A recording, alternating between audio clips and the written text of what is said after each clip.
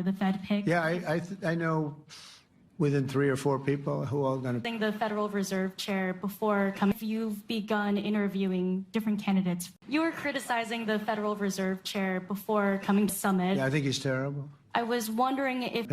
I mean, he goes up. We have no inflation. We have a tremendous economy.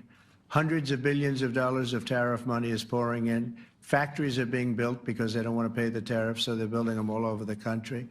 I think we're close to $15 trillion. I told you $5.1 trillion from the Middle East alone, but of investment money coming in. There's never been anything like that in the history of our country.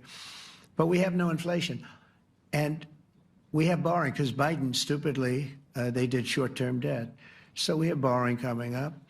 And, you know, we'll go 10 years, maybe longer, maybe shorter, but we'll go a long period of time when we do the debt. And because of him, because of this guy, we will have to pay for years. We'll be paying for him. And I said to him, listen, there's no inflation. He says, but maybe there'll be some. That's true. I said, if there is some, what you do is raise the rate. I'm okay with that. You raise the rate in 2 years from now or in a year from now. But because the rate's high, we have to pay more for debt. It's pretty equal. In other words, if it's 4%, it's 4%. If you drop it a point, you'll pay 3%. So it's fairly equal, not necessarily, but fairly equal. So we're going to end up paying maybe 2 points or 3 points more.